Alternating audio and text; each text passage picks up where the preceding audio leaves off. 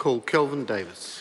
Tēnā koe, Mr Speaker. The previous speaker was correct. We're debating this because of a law that the Australian government enacted, and that law was enacted in order to capture terrorists. And what it's in fact done is it's cast such a wide net that it's now also capturing criminals, including low-level lawbreakers. What the Australians have done, Mr Speaker, is subscribe to the politics of fear, where they've created an enemy, and that enemy is now low-level New Zealand crims.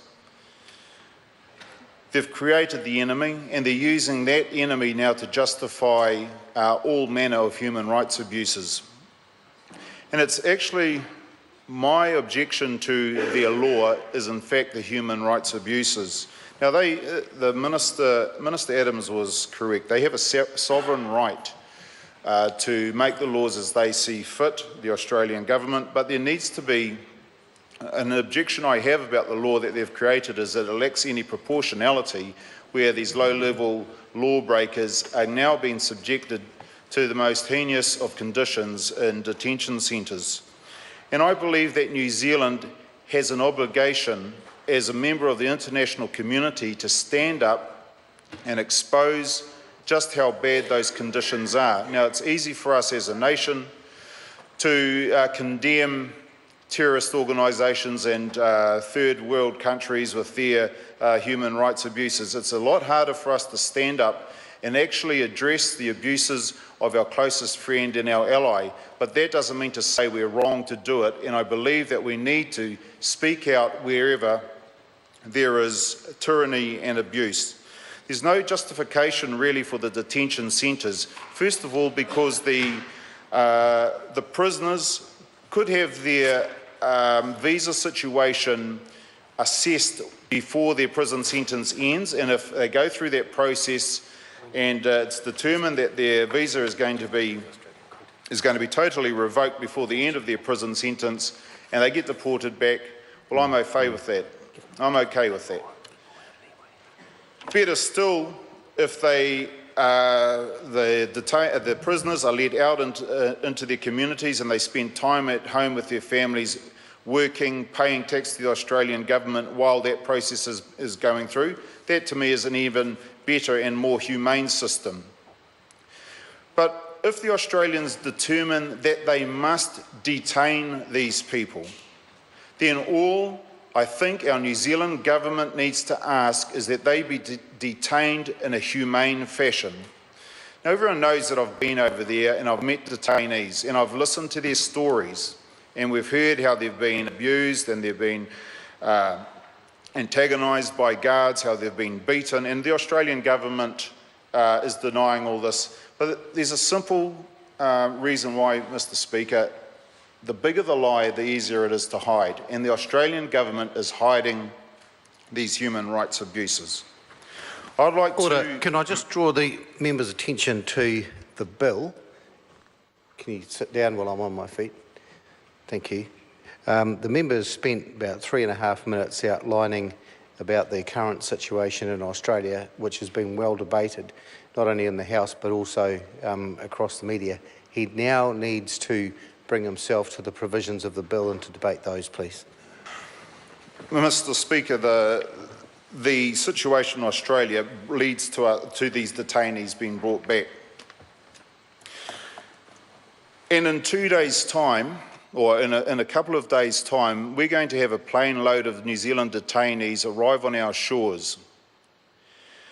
And my colleague Jacinda Ardern rightly raised the question as to why it's taken so long and why this legislation has to be drawn up in such a hurry. My first understanding of this problem was back in January of this year. Jacinda Ardern has said that this situation arose maybe in April last year. We first became aware of it with other legislation. My understanding was in January of this year, when a woman who committed murder in Australia was sent back to New Zealand and happened to be is living in Kaikohe, up in the Te Tai Tokerau, and she arrived with no conditions whatsoever imposed upon her. If she had been released into the Australian community, she would have had all manner of parole conditions, but because she was deported directly to New Zealand, she didn't have any conditions on her. And at the time, I said, it's really important that this situation be addressed. That woman, I don't believe, really holds much of a threat to the community, but let's change the situation if she was a child molester. And she arrived back in New Zealand, back in Kaikohe, and happened to live next to an early childhood centre or a school or a playground or a park. That's the reason why this legislation is necessary, and the reason why I do support it going through. But I don't think that should stop me criticising the process that it's gone through and the hurried aspect of it. Let's just also understand, though, that these detainees, they don't want to be here. They would prefer to be back in Australia with their families and their support networks.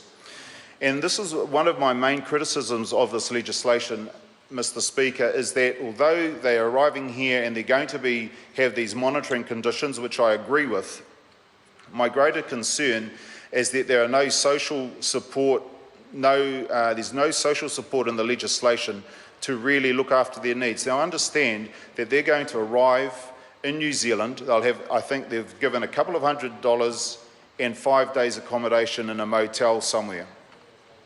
The concern is, Mr. Speaker, that they arrive basically with no food, no clothes, no job, no nothing. And that's why about 5 or 6 weeks ago I suggested that an appropriate response, a welcoming party, would be for the government to open up and pay a marae to look after them for the first 3, 4, 5 weeks of their time here in New Zealand.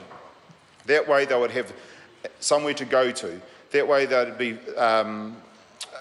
fed. That way they could have a whole heap of support services to send on that marae to specifically address the needs that would help them to get back on their feet. Because the other day the Prime Minister said he's the only one standing up for victims. Well, my real concern is, Mr. Speaker, that if we do not have the support networks in place for these people when they arrive here, that they're going to be set up to fail. And if they don't have support networks and they don't get on their feet quickly, then they may have to resort to crime to get by, which is going to create new victims right here in New Zealand.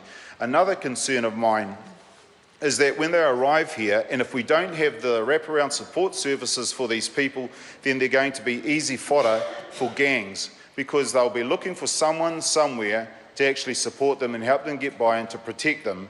And the gangs will be sitting around right now going, heck, we're going to have 20 or 30, maybe a couple of hundred ex-prisoners from Australia arriving here with very little support, and they're not going, and they can actually fill the void of the support agencies. Now, I know Minister Lotuinga said that Corrections is going to be working with various agencies, but it's not explicit here in the bill as to what that support is going to be.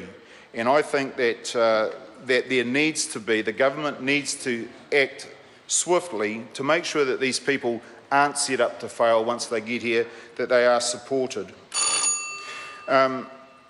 I do have concerns about Corrections being able to monitor the situation when they get here, and that we know that Corrections struggles to actually look at and monitor people on electronic bail and all sorts of other situations. We know they're struggling in prisons. I'd like to think that Corrections does receive more in their budget to enable them to employ people that will look after these detainees, these deportees.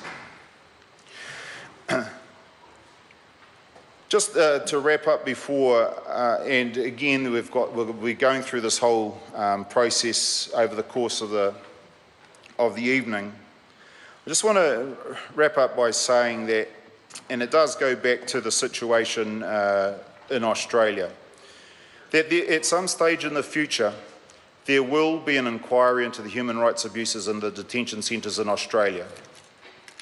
And I believe that when that inquiry does happen, guards will be called to the witness stand, they'll be asked to testify, and they'll be asked the question, why did you participate in the member abuses? can't go there. The member's been given some latitude early in his contribution, but that doesn't relate to the bill. and so the member should confine himself to the bill. Mr. Speaker, oh, sorry.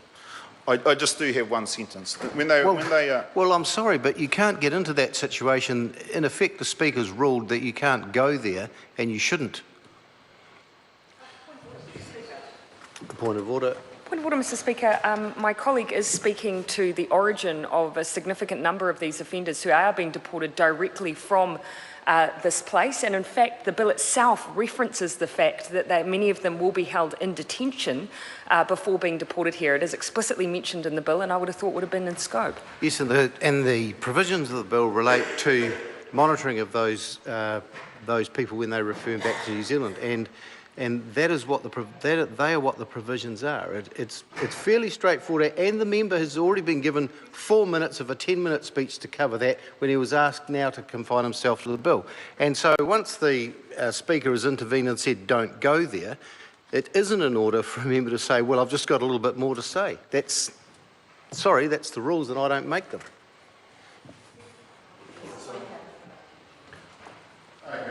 Mr. Speaker, the detention centres are wrong and they need to be closed. Jackie Dean.